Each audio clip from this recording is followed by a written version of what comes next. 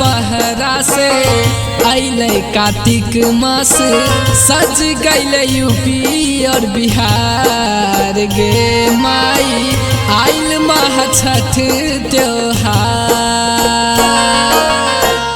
अब भैया बहरा से अइले कार्तिक मास सज गइले यूपी और बिहार गे माई आइल महा छठ त्योहार।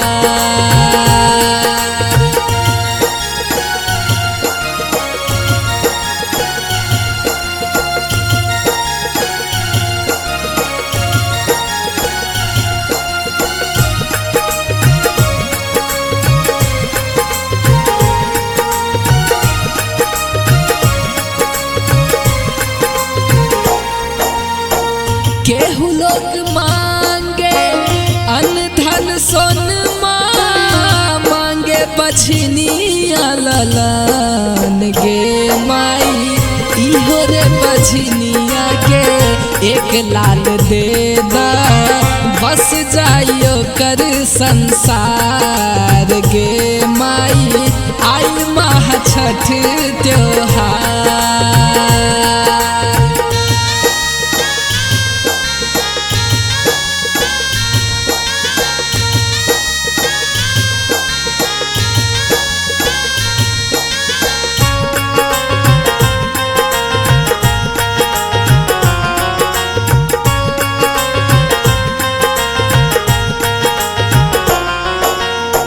फुआ दीदी मांगेले भाई रे भतीजवा अही बातिन मांगे चुटकी सिंदूर गे माई सबके अर्जिया सुना हो दीवा कर देहु सबके उद्धार गे माई आई महा छठ त्योहार।